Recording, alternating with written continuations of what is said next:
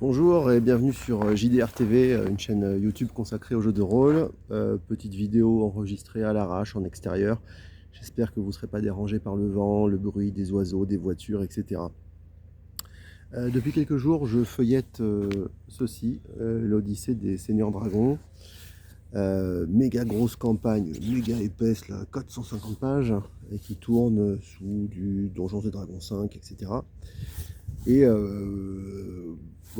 on vit dans une belle époque, hein, parce qu'on a des magnifiques ouvrages qui sortent à un prix assez modique, hein, là c'est 55 euros, avec des belles illustrations, une belle mise en page, enfin c'est vraiment très alléchant, c'est du beau travail.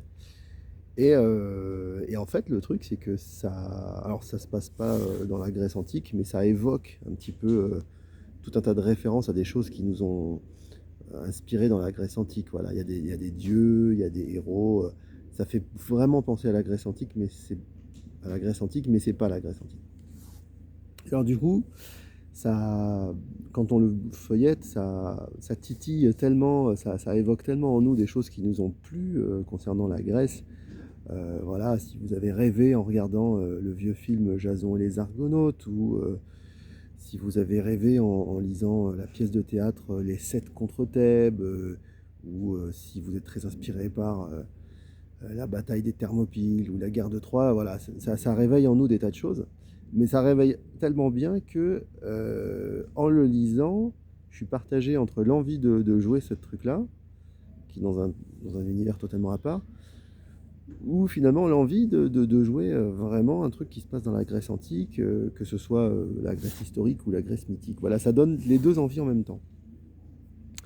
Et alors du coup, le réflexe du MJ un peu bricoleur, ça a été de me dire comment est-ce que je pourrais bricoler le truc pour dire qu'en fait c'est dans la Grèce antique. Et en fait non, faut surtout pas faire ça, je vous le déconseille fortement, parce qu'on se rend compte assez vite que sous le vernis comme ça de genre Grèce antique, en fait il y a vraiment un monde bien particulier avec sa propre cohérence, sa propre logique. Si on commence à vouloir trifouiller des trucs, je pense que ça va pas le faire. Donc je pense qu'il faut vraiment respecter le matériau, enfin, le garder en tant que tel. Et alors du coup, une question qu'on peut se poser, c'est du coup, est-ce qu'il serait possible d'avoir le beurre et l'argent du beurre? C'est-à-dire d'un côté, de pouvoir raccrocher avec ces trucs qui nous ont tant inspiré, tant fait rêver, qui est vraiment de la Grèce antique, qu'elle soit historique ou mythique, et d'un autre côté, faire que ça se passe vraiment dans le monde là, de Tiléa, le monde imaginaire inventé par les concepteurs. Est-ce que c'est possible de faire un peu les deux en même temps? Et ce faisant, est-ce qu'il sera possible d'éviter les effets de doublons un peu bizarres? Parce que vous avez d'un côté le panthéon grec, et d'un autre côté un autre panthéon inventé par ces auteurs, qui fait vraiment penser au panthéon grec, mais qui n'est pas le panthéon grec. Donc est-ce que ce serait possible d'éviter des doublons un peu bizarres? Et puis d'éviter les changements de logique, de réalisme. Si on est par moment dans la Grèce antique historique et qu'après on bascule dans un univers dans lequel il y a des centaures, des nymphes, des trucs comme ça, comment faire tout cohabiter ensemble? Est-ce que c'est possible? Eh bien, je fais le pari que oui. Avec un mini scénario d'introduction que je vais vous présenter là comme ça à l'oral. Alors quand je dis scénario, pour être honnête, je devrais carrément vous dire une scène cinématographique, tellement ça me semble sur des rails, hein. Mais voilà, petite proposition que je vous fais. Et voilà. Donc, ah oui, juste une petite remarque. Si vous avez vu ma vidéo où je parle de la création de personnages, moi je conseille fortement aux gens, aux MJ, de faire que les historiques des personnages joueurs soient un peu liés aux thématiques qui vont être abordées dans le scénario. Même si c'est des gens qui arrivent dans un monde totalement différent du leur, j'aime bien l'idée que leurs problèmes les suivent. Donc là, comme il s'agit d'un univers où il va être fortement question de divinité et de merveilleux, en fait, quoi de plus intéressant que d'avoir des personnages qui, à la base, viendraient de la Grèce historique et qui seraient très très très sceptiques par rapport au principe de religion, qui auraient même une véritable hostilité par rapport au concept de religion, qui pour eux sont vraiment du bidon et vraiment quelque chose de vraiment caca. Quoi de mieux que ces personnages-là pour, par un retournement, par une ironie intéressante, faire que finalement ce soit eux qui soient élus des dieux.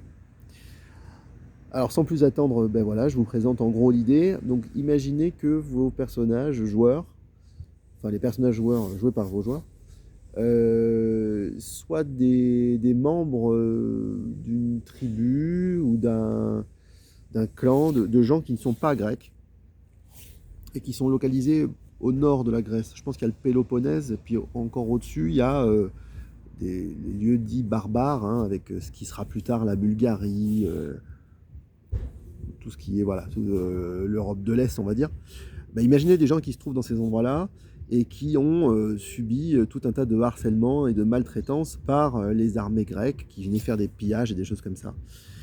Euh, eh bien, au bout d'un moment, ces gens-là, qui étaient membres d'une tribu, d'un village, en ont eu ras-le-bol, et puis ils sont devenus des bandes de brigands itinérants. Et ils ont saccagé tout un tas de villages et de villes grecques, et n'ont eu aucune hésitation à aller piller les temples, parce que pour eux, ça c'est des conneries, c'est de la grosse hypocrisie, hein, quand les Grecs vous parlent des dieux et tout ça, et que voilà, tout ça c'est du bidon. Donc ils ont commis tout un tas de rapines, hein, jusqu'à ce qu'ils se fassent kidnapper. Et donc l'aventure commence quand les personnages joueurs sont attachés comme ça au fond d'un cachot d'une ville grecque, du nord de la Grèce, et que bah, y a des fêtes, alors c'est des fêtes, des cérémonies religieuses, on ne sait pas trop, qui ont lieu court. Ah, petite musique charmante. Voilà, il y a des gens qui étaient d'humeur à la fête le samedi matin à 9h, le dimanche matin à 9h. Donc, les personnages sont attachés dans un cachot, tandis qu'on entend au loin les musiques, qu'il y a des fêtes, des libations, des choses comme ça, faites par la ville grecque. Et ils sont surveillés par 2 soldats en armure avec leurs lances. Et il y a un politicien grec qui arrive. Il faut imaginer le gros dégueulasse qui arrive, il est plein de vinasse, il est en train de boire. Et il arrive dans le cachot comme ça et il dit aux 2 gardes, laissez-nous. Donc il y a les 2 soldats qui s'en vont.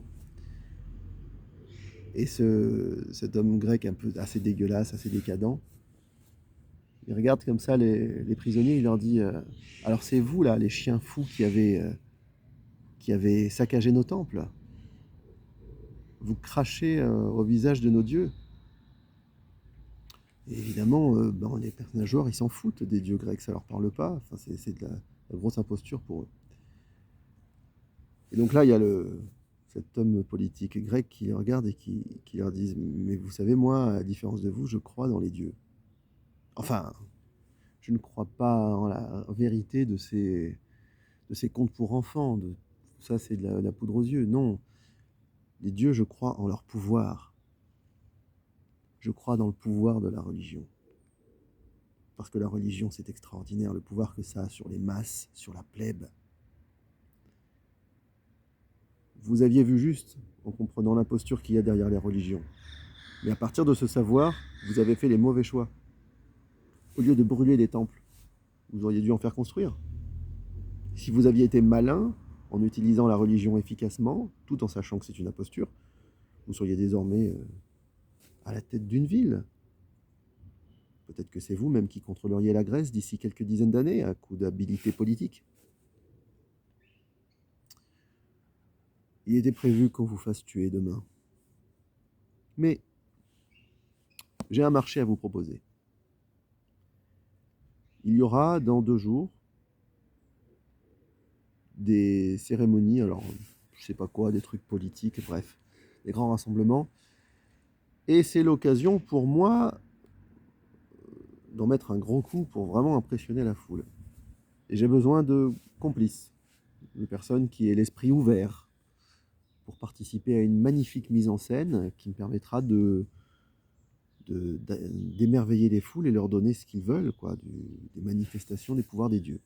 Et comme je ne peux faire marcher dans ma combine aucun de mes soldats, parce que tous les gens de cette cité doivent croire dans ce qu'ils vont voir, eh bien, il n'y a que vous à qui je peux le proposer. Donc, je vous propose, et donc là, il jette une bourse remplie de pièces d'or au pied de ces gens qui sont attachés. Je vous propose déjà un petit peu d'argent maintenant et beaucoup d'argent après, avec la possibilité de fuir la ville, si vous m'accompagnez dans ma combine.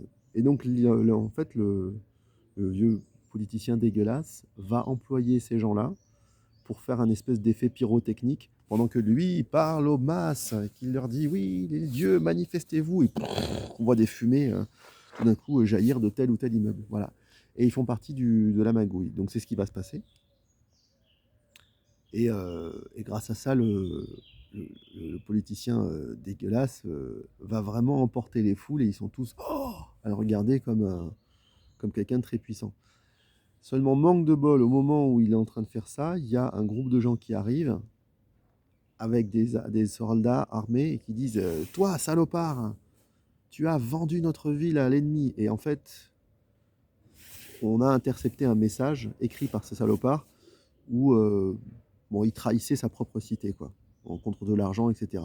Donc il y a un grand combat qui se passe, et lui finit transpercé de flèches, et il tombe du haut de sa balustrade, il tombe dans des huiles, ou dans du vin, ou je sais pas, voilà. Et le groupe des héros, qui sont des anti-héros, arrive à se barrer en prenant un bateau.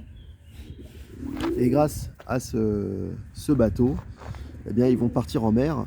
Et c'est là où, pris dans une tempête, ils vont arriver sur cette île, enfin sur cet archipel assez étrange. Et voilà. Et donc,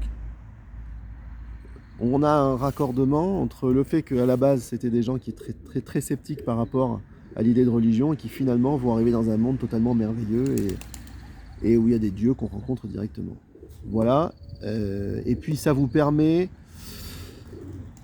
de faire comme dans toutes ces histoires, donc ça fait penser un peu à l'Odyssée d'Ulysse, hein, qui part en mer et qui, après avoir vexé les dieux, et qui finalement se retrouve dans des situations assez rocambolesques. Et puis ça permet de laisser une porte ouverte pour se dire peut-être que ce n'est qu'un rêve. Voilà, peut-être que à la fin de toute cette grosse aventure qu'ils vont avoir avec ce truc-là, peut-être qu'ils se réveilleront sur une plage et qu'ils auront l'impression d'avoir vécu pendant, je sais pas, 15 ans, alors qu'en fait, ben, c'était que, comment dire, tout cela n'était qu'un rêve. Voilà. Bah écoutez, c'était tout. J'espère que la vidéo est écoutable à cause du vent. Et puis, je vous souhaite un bon dimanche. Ciao!